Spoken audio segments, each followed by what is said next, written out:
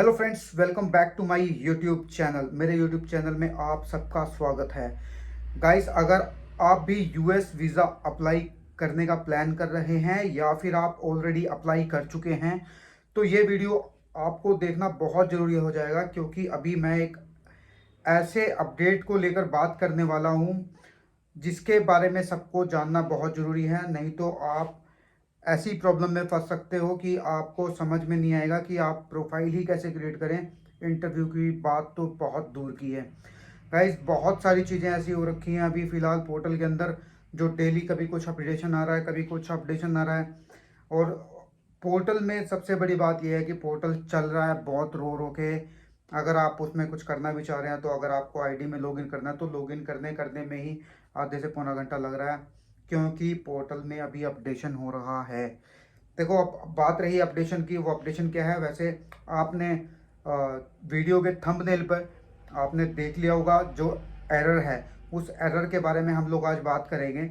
और अगर आप दोबारा देखना चाहते हैं तो आप देख सकते हैं कि स्क्रीन पर आप ये जो एरर देख रहे हैं जो DS-160 को लेकर है, ये एरर आप फेस कर रहे हैं तो आप ये वीडियो देखिए। और अगर आप अभी प्लान कर रहे हैं यूएस वीज़ा अप्लाई करने के लिए तो आप ये वीडियो ज़रूर देखिए।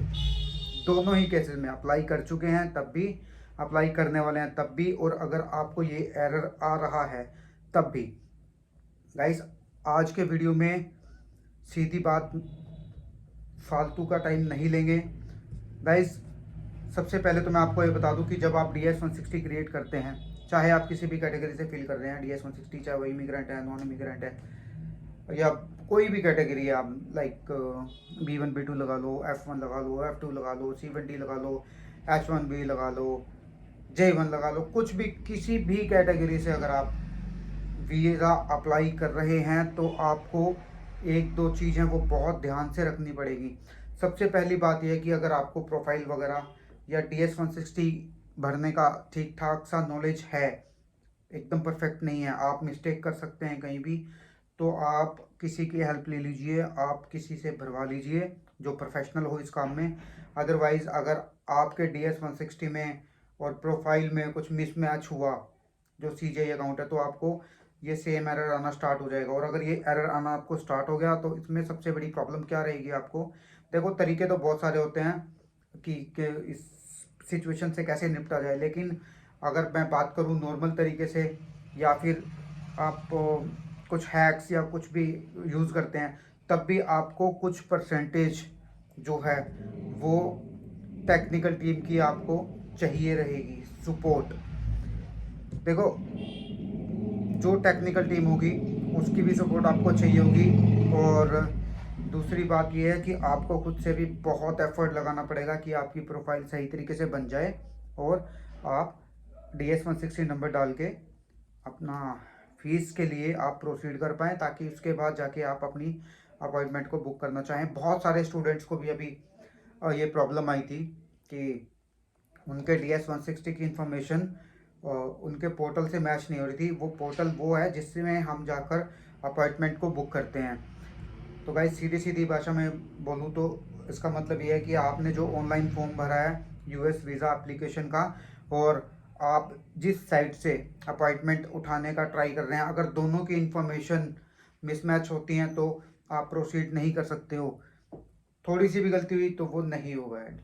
तो आपको करना क्या है, एक तो बहुत ही ध्यान से आपको फॉर्म फिल करना है। फॉर्म मेन चीज़ है भाई। पोर्टल का तो जुगाड़ फिर भी हो जाएगा, लेकिन अगर फॉर्म आपने सही से नहीं भर रखा है तो आपको वीज़ा लेने में बहुत मुश्किल हो सकती है।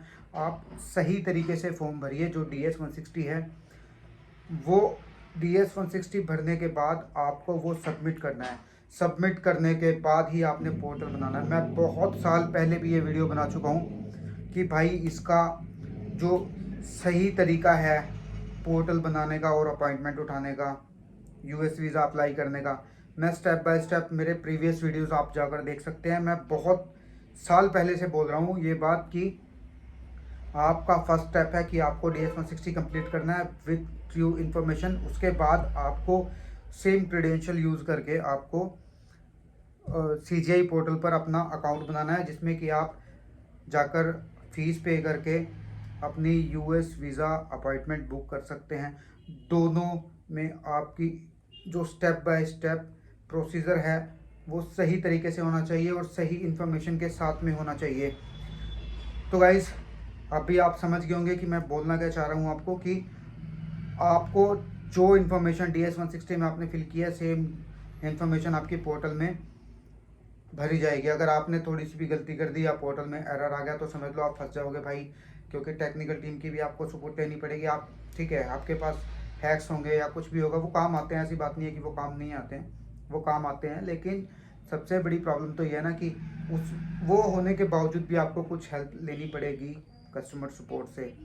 तो गाइज़, उम्मीद करता हूँ कि आप ये वीडियो जहाँ से भी देख रहे हैं, अगर आपको ये इन्फॉर्मेशन अच्छी लगी हो तो आप ज़रूर कमेंट करना। और अगर आपको भी प्रॉब्लम आ रही है कोई यूएस वीज़ा अप्लाई करते हुए या फिर अपॉइंटमेंट को लेके, तो कोई भी प्रॉब्लम अगर आप फेस कर रहे हैं तो आप मेरे को कमेंट कर सकते हैं। मैं अपना नंबर डिस्क्रिप्शन में डाल के रखता हूँ।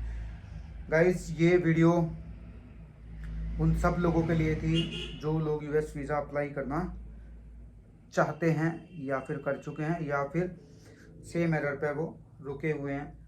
अगर आप सेम एरर पे रुके हुए हैं तो उसके लिए जो स्टेप बाय स्टेप है वो मैं बता दूंगा आपको कैसे करना है, कि आप इस प्रॉब्लम से छुटकारा पा लें।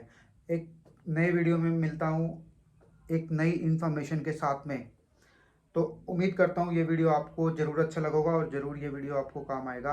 तो मिलता हूँ एक नए वीडियो में एक नई इन्फॉर्मेशन के साथ में। Bye bye.